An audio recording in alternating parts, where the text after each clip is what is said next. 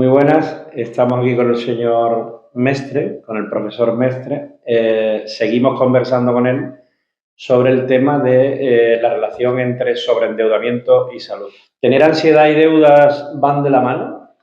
Obviamente sí. La ansiedad es una emoción aprendida que tiene que ver con la anticipación sobre el futuro y las preocupaciones es precisamente los mecanismos asociados a los niveles de ansiedad. La ansiedad es una emoción que lo que hace es incrementar tu capacidad cognitiva para afrontar un problema, pero no sigue una línea recta que decimos en ciencia, sino curva. Es decir, niveles medios de ansiedad te ayuda a mejorar tu capacidad para tomar decisiones, pero elevados niveles de ansiedad o la ausencia lo que hace es dificultarlo.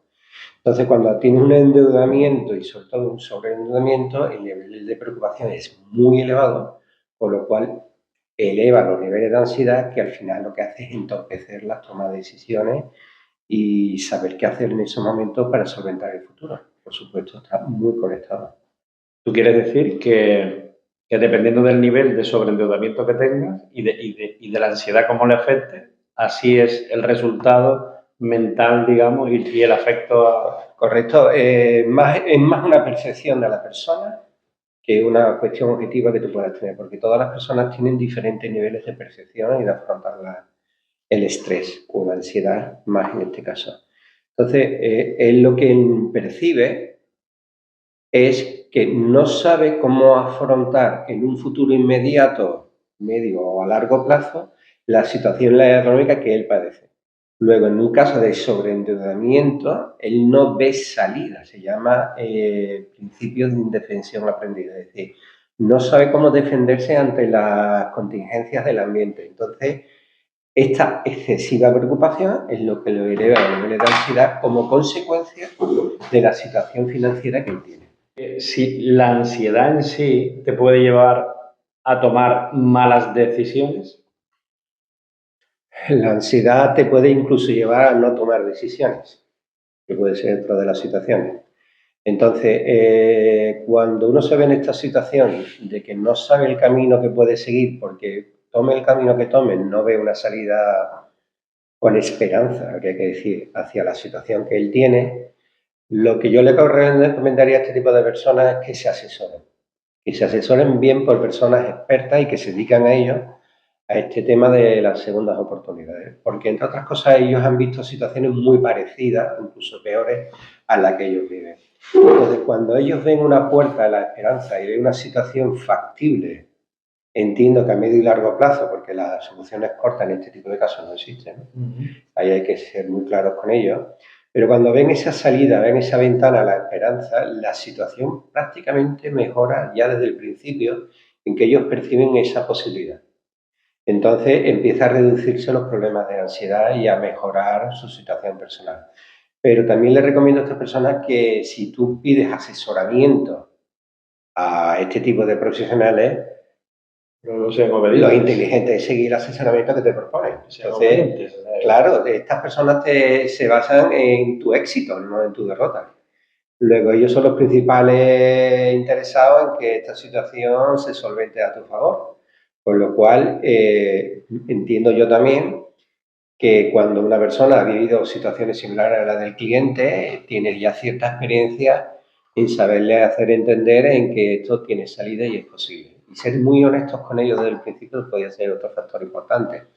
Pero no olvidéis que desde el momento que ellos ven una puerta abierta y ven esa posibilidad, tienen que sentir cierto alivio. Si se prolonga el estado de sobreendeudamiento de una persona, puede llegar a un estado depresivo.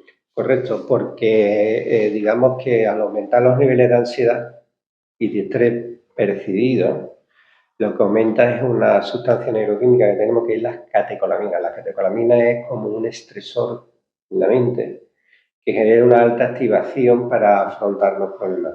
Pero tiene un riesgo a medio y largo plazo y es que el sistema se bloquee y caiga. Cuando ese sistema cae, se entra en estados de depresión. El mecanismo de la tristeza, de la depresión, es el sentimiento de pérdida. no solo ha perdido dinero, ha perdido estatus social, ha perdido seguridad con él y con su familia, ha perdido confianza, ha perdido la seguridad que él tenía en sí mismo o en sí misma. Entonces, es obvio que hay una conexión clara entre esta situación de sobreendeudamiento con llegar a niveles de depresión serias que se pueden cronificar. ¿Cómo decías que se llamaba? ¿Colamina? Catecolaminas. Catecolaminas. Vale. Es como una sustancia que te estresa y genera al final un cierto trauma. Es como el cerebro se bloquea y se cansa, se agota. ¿Y eso quién lo genera? Es un agotamiento. Lo genera la situación que esa persona percibe. Todo esto derivado de su endeudamiento. ¿Pero mentalmente o...? Sí, claro, el mecanismo es cognitivo, pero el origen se debe a su situación económica y todas las relaciones que están derivadas de su situación, desde su seguridad personal, su autoestima, el sentimiento de pérdida, el mal humor viene también relacionado con el estrés. Entonces, es lógico que a largo plazo, a medio plazo, si esta situación no se solventa, la ansiedad y el estrés es la antesala de la depresión. Cualquier psicólogo te va a contar, independientemente de su nivel o a lo que se dedique, ¿no? Esa depresión profunda sería también un problema añadido, digamos. Es un problema mucho peor que el anterior. Y encima no se le puede, no se le puede hablar con tanta claridad. Cuando estás en depresión, lo que hace es te habilitas mentalmente una especie de concha, ¿no? Te metes en un huevo mental donde tú te aíslas de todos los factores externos que te estresan. Porque tú en ese momento te sientes débil. En ese momento no te sientes capaz de afrontarlo. Entonces, puede llegar a la situación que en ese estado de depresión ni siquiera te dejes asesorar. O sea, desconfías, digamos. No desconfías, sino que estás agotado, te has rendido. Por eso es mejor afrontar este tipo de situación lo antes posible, para no seguir avanzando en una escala de empeoramiento y de cronificación de un problema. Es curioso lo que me estás contando porque yo, bueno, en muchas entrevistas que tenemos con gente y compañeros que asesoran a gente que tienen este problema de sobreendeudamiento financiero, digamos, económico, casi todo lo que me estás contando yo lo he visto en personas que han venido a nuestras dependencias, ¿no? a nuestros despachos o a ver a compañeros.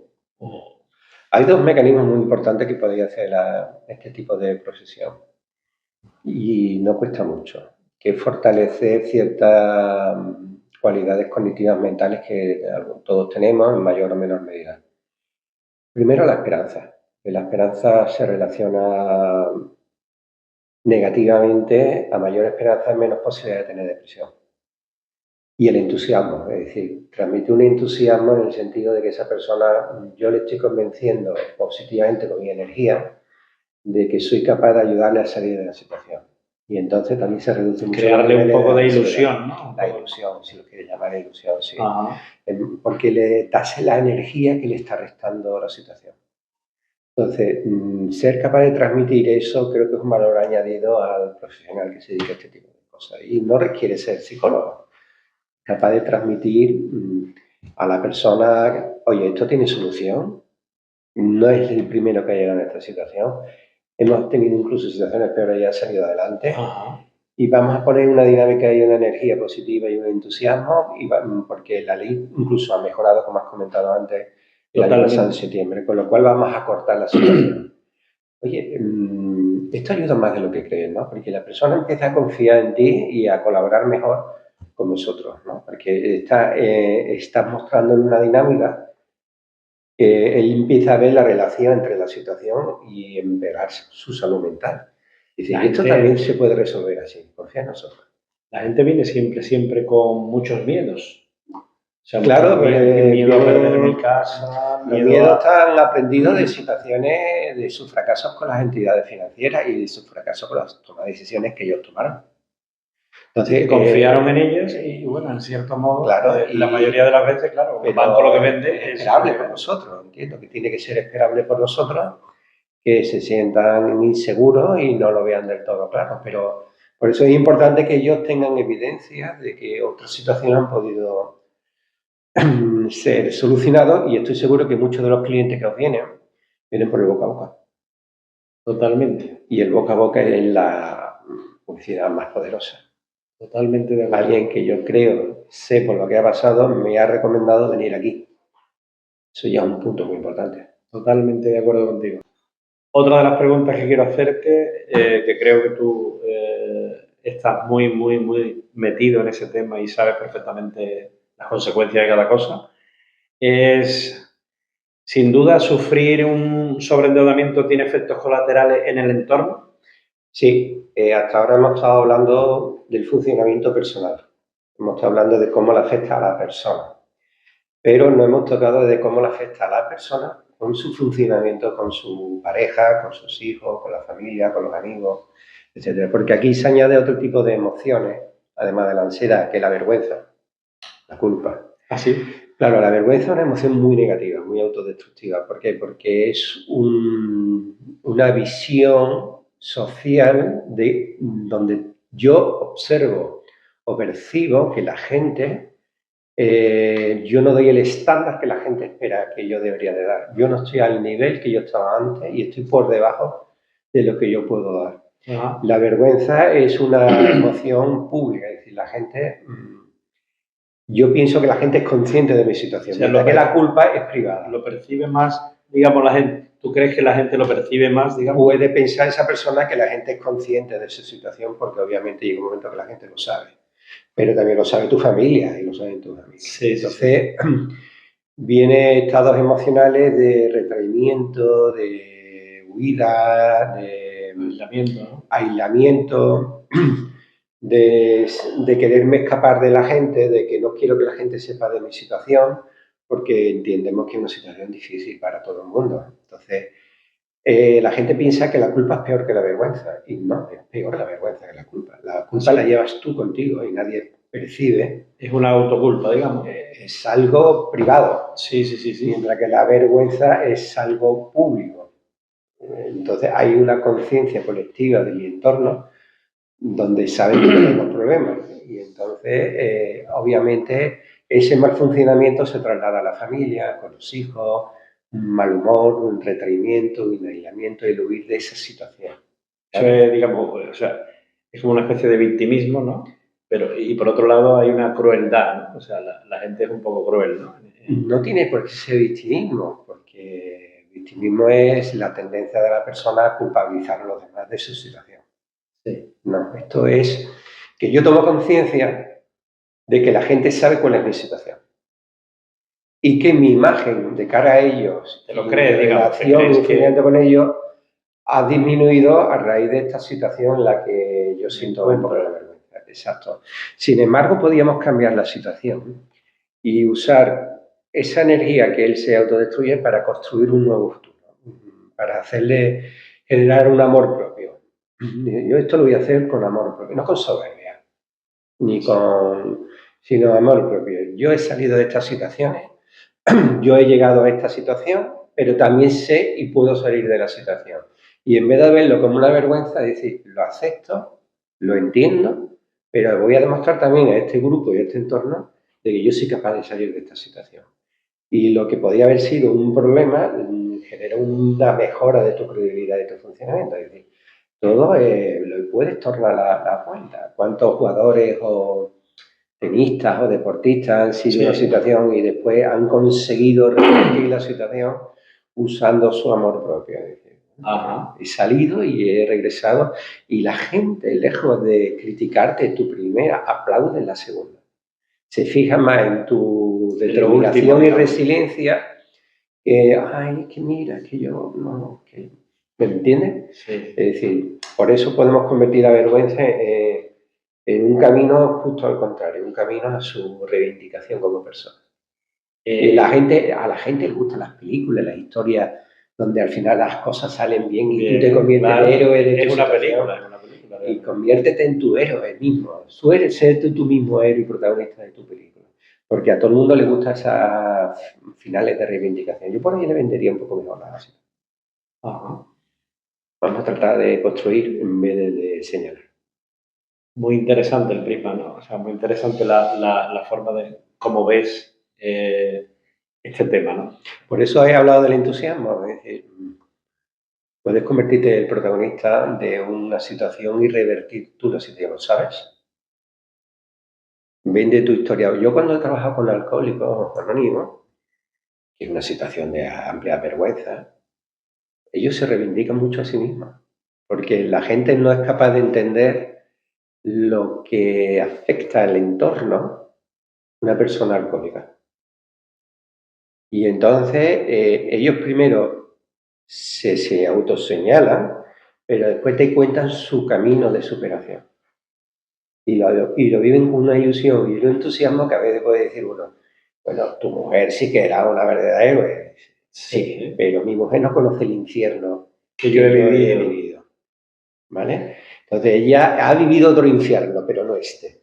Ha vivido un infierno conmigo. El añadido. O sea, ella estaba al lado, pero no ha sido la protagonista de la película. Yo he superado una situación de años personal y he conseguido salir y quiero venir y lo cuenta con un entusiasmo y tal, que crean una historia donde ellos son los protagonistas, que a veces uno desde fuera dice, bueno, conviene entonces pero le da un significado a su vida, en la presencia, darle significado a tu presente en tu vida, es casi el motor que te hace sentir la vida con significado, que al final es casi lo que tú te llevas antes de a la tumba. Oye, tengo una vida significativa, tengo una vida que ha sido vivida, ¿vale? Y una de las experiencias que yo me ha resultado significativa es haber superado una situación así de dura. O sea, ¿conviene entonces que una persona que esté en este estado de sobreendeudamiento, por ejemplo, para liberarse, cuente a su entorno lo que le pasa? Vamos por pasos. Primeros principios, es decir, primero vamos a afrontar las primeras situaciones de la persona que viene con estrés y viene con ansiedad. Entonces, lo primero que tenemos que darle es un mensaje de esperanza y de claridad para que él vea positivamente que su situación tiene una solución. Ajá. ¿Vale? Y el segundo paso, cuando él ya está más trabajando con vosotros y ya empieza a tener un cierto entusiasmo, es contarle o animarle a sentirse protagonista de esta situación donde él la va a revertir con la ayuda vuestra.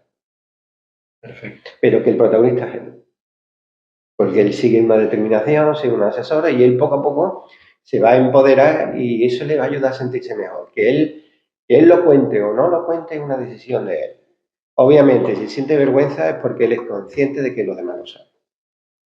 Ya en otra ocasión o cuando podamos, porque yo sé que tú siempre estás bastante liado y tienes mucho tiempo cogido, digamos. Ya te preguntaré porque hay una gran diferencia, según mi criterio, ya me explicarás tú, que sabes más de esto que yo. ¿Cómo se defiende una persona que haya vivido sola? O sea, me refiero a un autónomo, a un empresario, ¿vale? Esa persona dirige las cosas de otra manera, totalmente diferente bajo mi criterio, o sea, según mi opinión, a personas que están acostumbradas a vivir, digamos, en cierto modo como asalariados, o sea, trabajando para otra persona, ¿vale? Uno se defiende de una manera y otro se defiende de otra. Su estado y su forma de ver las cosas a la hora de venir aquí, a que alguien lo asesore, le indique los caminos y le haga un seguimiento, es totalmente diferente. Pero ya te explico, o sea, yo si tú quieres, lo hablamos, pero... Pues sí, porque es fácil. Sí, un autónomo tiene una ventaja y es una persona emprendedora, resiliente. Un autónomo no triunfará primero, un autónomo vive de fracasos anteriores. Luego él ya tiene una actitud más guerrillera. Es decir, más tipo Rambo, ¿no? O sea, se defiende en la selva, ¿no? Yo creo que como Rambo no, pero... No, pero me refiero que se defiende en la selva un poco solo. Es decir, vale, esto es lo que tengo, pero ya he salido antes. Ajá. Ya ese camino está hecho. El asalariado, pues, vive en una zona de confort y ahora se encuentra en una zona de poco confort. Ha visto muy reducida su zona de confort y él va a percibir más miedos que el que ha afrontado los negocios por sí mismo. Porque el que emprende pone su casa, pone el bienestar de la familia, pone su patrimonio en juego. Varias veces. Bueno, como conclusión, digamos, a esta charla sobre endeudamiento y salud, cuanto más tiempo se esté en este estado de sobreendeudamiento, más se puede agravar, digamos, las consecuencias. Indudablemente sí. Y lo voy a hacer con un símil. Si uno tiene problemas de diabetes tipo 2, hipertensión, colesterol, ¿cuántas veces esa persona se habrá dicho a sí misma, una vez que ya tiene ese diagnóstico que puede ser crónico, podría haberlo evitado antes? Podría haber trabajado antes, pero ya tienes que revertir la situación. O al menos que la situación no te perjudique mucho. Entonces, la pregunta se responde a sí misma, es decir, si yo lo alargo, el problema se cronifica, perjudica y todos los síntomas mentales de salud, ansiedad, vergüenza, depresión, estrés, mal humor, se cronifican, va a peor. Entonces, es más inteligente prevenir que revertir, ¿vale? Prevenir que curar. Exacto. Entonces, si esta asesoría ofrece servicios de prevención a través de educación financiera o de cómo evitar seguir endeudándose, al final tienes que entender la ley simple de costos y beneficios. A mayor, no siempre mayor costo genera mejores beneficios, sino a veces un costo menor a medio o largo plazo te genera muchos beneficios. ¿Me explico? Mejores. Es decir, es mejor pagar X, una cantidad, vamos a poner 100 por una estrategia de prevención o de asesoramiento o formación de cómo mejorar mi capacidad financiera, que me va a costar 100, que pagar, vete tú a saber si 10.000 o 100.000 euros X años después. Pues está claro que los beneficios han sido mejor con el pequeño costo que existe al principio. Y a veces los clientes de este tipo no tienen muy buena tolerancia a la frustración y quieren las cosas de manera inmediata. Y ese es el primer trabajo que también hay que hacer con ellos. Es decir, tenemos que incrementar tu tolerancia. Es decir, tú tienes que saber que esto es un proceso largo y que es un proceso que se puede revertir, afortunadamente. Ahora ya más corto. Ahora más corto con esta ley, pero tiene que haber un compromiso también por tu parte. Entonces, si ya solo me queda revertir, el costo le va a ser mayor que si hace 2, 3 años antes o meses, o no sé cuánto tiempo, hubiera seguido estos consejos y se hubiera dejado asesorar en el momento que él detecta un principio de endeudamiento. Y no debemos ser la última opción, también podéis ser una opción preventiva, que al cliente le va a beneficiar muchísimo más que si llega a una situación de difícil reversión. No sé si, bueno, estoy súper contento con estas explicaciones y además esperemos que tengamos siempre tu apoyo desinteresado para seguir dando este tipo de explicaciones e ir instruyendo a la gente, tanto para que no se sobreendeude como para que el que esté sobreendeudado sepa qué pauta seguir, ¿no? Y cómo le podría afectar. Pero quiero hacer dos puntualizaciones y ya después, o sea, simplemente para concluir, la ley, a partir del texto refundido de la ley concursal del 5 de septiembre del 2022, ha acortado el procedimiento muchísimo. Y otra de las grandes, entre comillas, o uno de los grandes miedos que tiene la gente es, ¿voy a perder mi casa si me acojo a la ley? Pues ya la ley ha tomado cartas en ese asunto y también se puede quedar con el patrimonio, ¿vale? Y acogerse a la ley de segunda oportunidad, con lo cual es una gran alegría para nosotros poder recibir este cambio en la ley. Dos beneficios: cortar el tiempo, desagrava la situación y quitarle los miedos. Y quitarle los miedos porque la amenaza de la pérdida de mis valores del patrimonio no se ve afectada, con lo cual tengo más que ganar de lo que pudiera perder. Totalmente de acuerdo. Ese era uno de los hándicaps que tenía la ley lo ha solucionado, gracias a Dios. Que ayuda a la gente a decidirse más. Estoy contentísimo de esta charla de hoy, ¿vale? Aunque sabes que he llegado un poquito tarde, bueno, casi todos hemos llegado un poquito tarde, pero más vale tarde que nunca, ¿no? Encantadísimo de tu colaboración siempre. Amigo José, Igualmente. profesor Mestre. Alfonso.